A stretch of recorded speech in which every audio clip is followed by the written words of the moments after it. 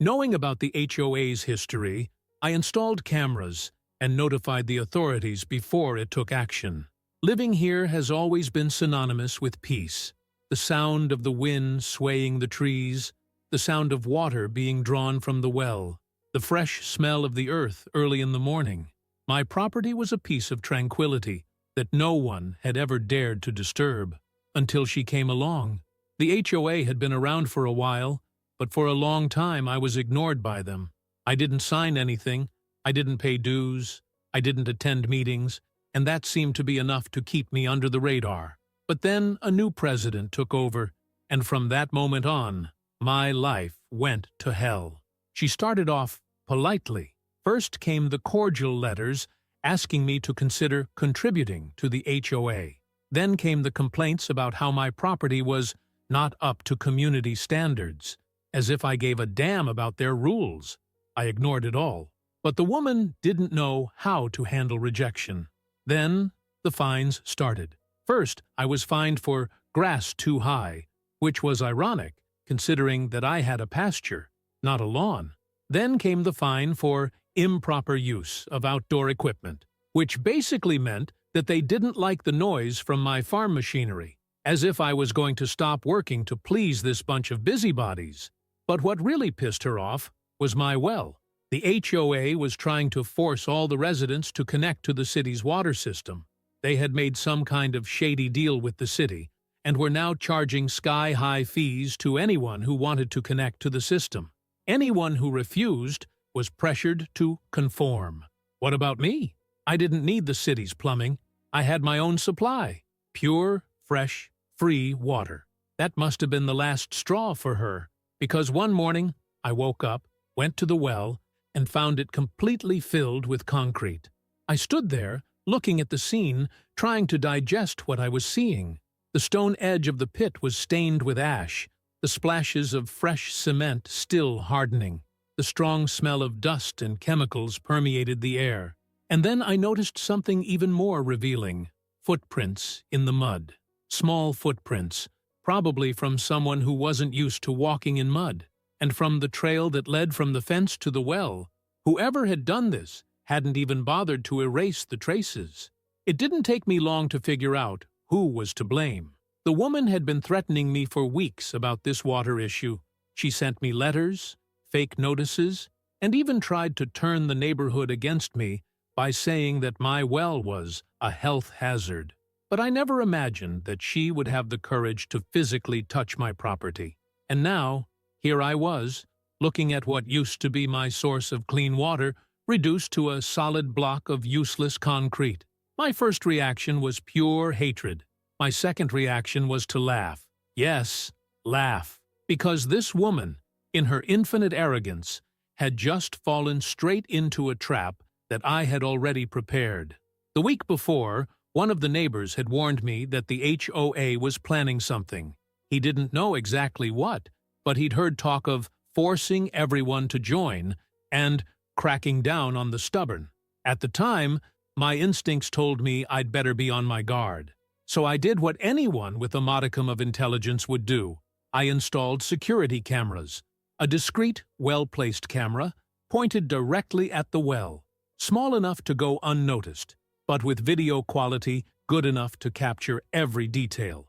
What's more, I had done something even better. Registered my well as a water resource protected by state law. That's right. A few months earlier, when the HOA started threatening to interfere with my property, I went to a lawyer and found out that I could register the well as part of a rural conservation program. This meant that any damage to it was not only destruction of my property, but also an environmental crime. Now, the woman had not only vandalized my property, she had committed a crime that carried a huge fine and even imprisonment. And I had it all on tape. Did she think she was going to beat me? She had no idea she'd already lost before she'd even started. I took out my cell phone, accessed the camera system, and played it. The video showed exactly what I wanted to see. She appeared on the screen wearing dark clothes, probably thinking she was being discreet. She was carrying a huge bucket of cement and a piece of wood to stir the mixture. She looked sideways from time to time, as if she were taking part in a highly elaborate robbery. And then, the big moment, her pouring the concrete into the well. Every second recorded, every piece of evidence documented, every detail ready to bury this woman legally. The anger inside me turned into pure satisfaction. I knew exactly what to do next.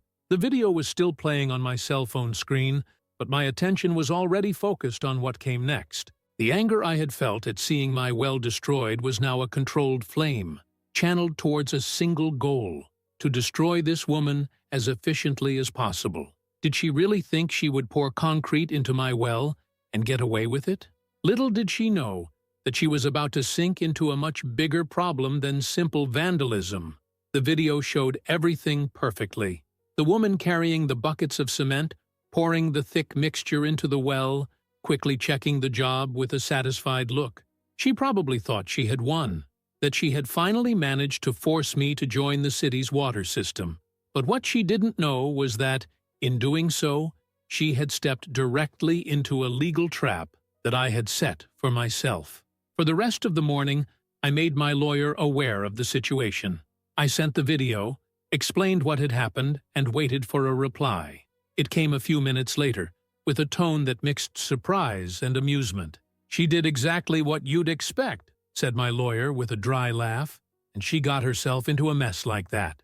"What can I do now?" I asked, even though I already knew the answer. "First, call the police. Destruction of private property is already a crime. But here's the kicker. Since her well is registered with the state conservation program, she didn't just vandalize her property, she destroyed a resource protected by law." I heard that and just smiled. "So that means..." "It means that she can be sued not only by you, but also by the state. And the fines for environmental damage can reach tens of thousands of dollars." Now that was music to my ears. I called the police station, reporting a crime of destruction of property. I explained the situation and told them I had video evidence. The policeman on the other end was quick to respond. "We'll send a vehicle." Great. While I waited, I made a point of spreading the word. I went to the local grocery store, bought some things I didn't even need, and casually mentioned to a few people what had happened. The effect was immediate. "She did what? But that's illegal. I can't believe she went that far." The neighborhood was small. Bad news spread faster than fire in a dry bush. And as I drove home, I realized that some people were already on the street, whispering among themselves. The HOA has always used fear to control residents, but now fear was changing sides. The car arrived in less than an hour. The sheriff got out of the car, greeted me with a handshake, and asked me directly, "Do you have any proof?" Silently, I opened the video on the tablet and handed it to him. He watched it for a few seconds without changing his expression. But when the woman's face appeared pouring the concrete, he let out a heavy sigh. "Well, that's clear as day. So, can you do something?" "We can, and we will. This isn't just vandalism, buddy.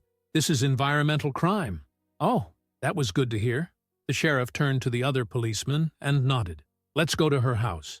I stood on my balcony and just watched as the officers knocked on the woman's door. The scene was glorious. She answered with her typical air of superiority, but the moment she saw the uniforms, her expression changed. The neighbors began to approach, watching the scene, and when the policeman started talking, her voice got louder, more nervous. "This is ridiculous. I'm the president of the HOA. You can't just accuse me like that." The officers exchanged glances. One of them pulled out his radio and confirmed something. Then came the sentence I had been waiting for. "You are being investigated for destruction of private property and environmental damage." That's when she knew she had lost. Because there was no way out. I didn't just have a video. I had a technical report. I had a lawyer. I had the whole neighborhood finally opening their eyes to the real face of that woman. And what about her? She had a crime on her hands, and no excuse good enough to get away with it. And the best part? That was just the beginning. The woman was standing in the doorway, her eyes wide, her mouth opening and closing as if trying to spit out an answer that made sense. But there was no answer, because, for the first time since taking over the HOA, she was speechless. neighbors began to gather around, whispering among themselves. For years, this woman had handed out arbitrary fines, humiliated people over insignificant details, and extorted money with absurd fees. But now she was the one against the wall. The sheriff kept his voice calm but firm. You are being investigated for destruction of private property and environmental damage. We have video evidence and a technical report confirming the violation. We need you to accompany us to the police station for clarification. She took a step back, shaking her head with a forced smile. You're joking, right? This is some kind of mistake. I'm the president of the HOA. The sheriff crossed his arms. And that gives you the right to concrete a well that isn't yours? Her face turned red. That well was outside the community's standards. This man refuses to follow the rules. He thinks he's superior to everyone else. I did the residents a favor. The murmurs among the neighbors grew louder. One of them, a man who had lived in the neighborhood longer than anyone else, crossed his arms and grumbled, "A favor, eh? Let's see if the courts agree." That's when the sheriff pulled a piece of paper out of his pocket. We have here the documentation that proves that the well has been registered in the State Conservation Program. In other words, in addition to trespassing on private property, you destroyed a resource protected by law. This isn't just a neighborhood problem, it's an environmental crime. The woman paled. Crime? Exactly. And the state takes it very seriously. The despair finally began to show on her face. The haughty pose disappeared, giving way to panic. I can sort this out. We can talk, right? The sheriff sighed, seemingly used to excuses from arrogant people. If you want to talk, you can do it with your lawyer. And that's when the handcuffs appeared. The neighbors held their breath. Someone took out their cell phone to film. The woman tried to take another step backwards, but one of the policemen was already holding her by the arm. No! Wait! She screamed, struggling. You can't do this to me!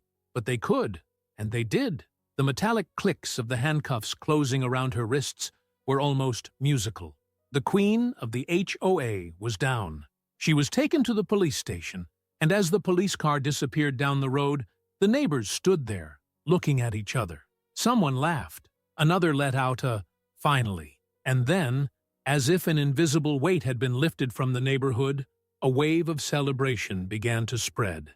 Her empire has fallen, someone muttered. It's about time, said another.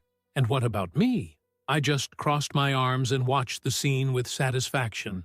But there was more. The next day, the news was everywhere. HOA president arrested for environmental crime and destruction of property. The local newspapers covered the case as if it were a political scandal. Social networks were filled with mocking and indignant comments. People who had been harmed by the HOA finally felt that justice was being served. But the real blow came the following week. During the investigation, they discovered that the HOA was using the money from residence fees irregularly. The woman was embezzling money, issuing false fines, and pocketing a significant portion of the funds. When this came to light, there was widespread outrage. A petition was created demanding the complete dissolution of the HOA. Within a few days, they got enough votes to close the association for good. Without the HOA to protect her, without the money to pay her lawyers, and with an environmental lawsuit weighing on her shoulders, the woman was left with no options. And that's when the final act of her public humiliation took place. She was forced to sell her house to cover the fines and costs of the lawsuit. On the morning that the "For Sale" sign was put up on the lawn, the neighbors gathered to watch. Some brought chairs, others brought coffee. She left the house without looking at anyone, hurriedly carrying boxes, ignoring the satisfied looks all around. And when she got into her car and drove off, never to return, someone made a comment that got a laugh out of everyone. Maybe in the next neighborhood, she'll learn not to mess with the wrong well. The woman disappeared over the horizon, her car loaded with boxes, and her dignity reduced to dust. The whole neighborhood stood still for a few seconds, as if they were making sure that this time it was real. She was gone. No HOA, no house, no power. And then, As if an invisible weight had been lifted from everyone's shoulders, a wave of laughter and celebration began. "Do you see that?" said a neighbor, laughing as he took a sip of coffee. "She thought she was untouchable. Now she's untouchable because no one else wants to go near her," replied someone else, and the collective laughter took over the street. I stood there, leaning on my truck, watching it all with immense satisfaction. It wasn't just a personal victory, it was a collective victory. The whole neighborhood was finally free from that hell of ridiculous rules, absurd fines, and invented fees. But her story didn't end there. Not for me, because there was still one last detail to be resolved. Over the next few days, I tried to rebuild my well, this time better and more resilient. With the money I won in the lawsuit against her and the court settlement she was forced to sign, I was able to bring in a specialized team to restore everything. And of course, I installed even better cameras around the property. Because if there's one thing this story has taught me, it's that there's always another idiot who thinks they can mess with me. While my well was being rebuilt, the story of her fall spread like wildfire. The local newspapers covered it all. On the town's Facebook page, the posts had hundreds of comments. Some people wondered where she had ended up. Others didn't care. But I found out. And no, it wasn't because I went after her. It was because she tried to come back. One Saturday afternoon, I was on the veranda drinking a coffee, finally at peace, when a rental car pulled up in front of my farm. And there she was. The woman got out of the car looking like someone else. Her usual neat hair was messy. Her sophisticated clothes had given way to something simpler, and her eyes had a sparkle I'd never seen before. Fear. She stood there next to the car, taking a deep breath as if rehearsing what to say. I continued to sit, sipping my coffee, waiting. Finally, she walked over to the fence, stopping on the other side. I started, but hesitated. I let the silence stretch, savoring her discomfort. Then she tried again. "I wanted to talk to you." I crossed my arms. "That's funny. The last time you messed with something of mine, I had to call the police." She closed her eyes for a second, as if gathering the courage to continue. "I've lost everything. My house, my reputation, my money. And whose fault is that?" She didn't answer, but I already knew the answer. She came to me thinking she could clear her name, maybe ask for a second chance, maybe even try to regain some influence. But the problem was that I hadn't forgotten anything. "I know I made a mistake," she finally said. "I just wanted to know if there was any way to, I don't know, fix it." I laughed. It wasn't a friendly laugh. It was a dry, ironic laugh. "You poured concrete down my well, made life hell for the residents, extorted money from people who just wanted to live in peace, and now you want to fix it?" She didn't know what to say, so I continued. "You don't feel remorse. You only feel fear." She widened her eyes in surprise. I stood up, took a step forward, and faced her closely, now without any patience. "Go away, and don't come back." For a moment, she stood there, as if she expected me to change my mind, but I didn't. And when she finally turned and got into the car, I knew that was the last time I would see this woman on my property. The HOA was officially dissolved. Residents could finally live without fear of fines and made-up fees. My well was restored and better than ever. And that woman? Whether she disappeared or found another neighborhood to harass, I have no idea. All I know is that if she tries to repeat the story elsewhere, you can bet that sooner or later the concrete will fall on her, because some people never learn. And if you like this video, don't forget to leave a comment and a like.